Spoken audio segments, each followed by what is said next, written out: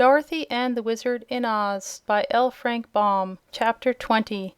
Zeb returns to the ranch. Eureka was much surprised to find herself in disgrace, but she was, in spite of the fact that she had not eaten the piglet. For the folks of Oz knew the kitten had tried to commit the crime, and that only an accident had prevented her from doing so. Therefore, even the Hungry Tiger preferred not to associate with her. Eureka was forbidden to wander around the palace, and was made to stay in confinement in Dorothy's room, so she began to beg her mistress to send her to some other place where she could enjoy herself better. Dorothy was herself anxious to get home, so she promised Eureka they would not stay in the Land of Oz much longer. The next evening after the trial, the little girl begged Ozma to allow her to look in the enchanted picture, and the Princess readily consented. She took the child to her room and said, "Make your wish, dear, and the picture will show the scene you desire to behold." Then Dorothy found, with the aid of the enchanted picture, that Uncle Henry had returned to the farm in Kansas, and she also saw that both he and Aunt Em were dressed in mourning because they thought their little niece had been killed by the earthquake. "Really," said the girl anxiously, "I must get back as soon as possible to my own folks." Zeb also wanted to see his home, and although he did not find anyone mourning for him, the sight of Hugson's Ranch in the picture made him long to get back there.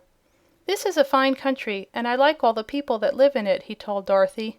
"But the fact is, Jim and I don't seem to fit into a fairyland, and the old horse has been begging me to go home again ever since he lost the race. So if you can find a way to fix it, we'll be much obliged to you." "Ozma can do it easily," replied Dorothy. "Tomorrow morning I'll go to Kansas, and you can go to Californy." That last evening was so delightful that the boy will never forget it as long as he lives.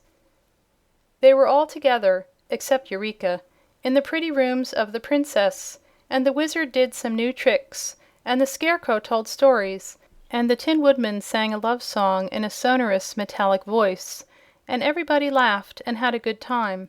Then Dorothy wound up Tik-Tok, and he danced a jig to amuse the company, after which the Yellow Hen related some of her adventures with the Nome King in the land of Ev. The Princess served delicious refreshments to those who were in the habit of eating, and when Dorothy's bedtime arrived, the company separated after exchanging many friendly sentiments.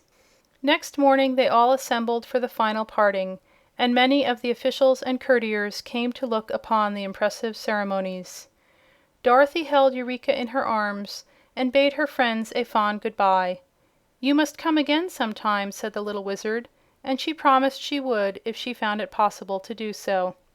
"But Uncle Henry and Aunt Em need me to help them," she added, "so I can't ever be very long away from the farm in Kansas." Ozma wore the magic belt, and when she had kissed Dorothy farewell and had made her wish, the little girl and her kitten disappeared in a twinkling. "Where is she?" asked Zeb, rather bewildered by the suddenness of it. "Greeting her uncle and aunt in Kansas by this time," returned Ozma with a smile. Then Zeb brought out Jim, all harnessed to the buggy, and took his seat.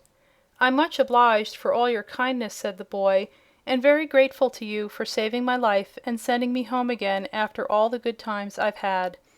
I think this is the loveliest country in the world, but not being fairies, Jim and I feel we ought to be where we belong, and that's at the ranch. Goodbye, everybody."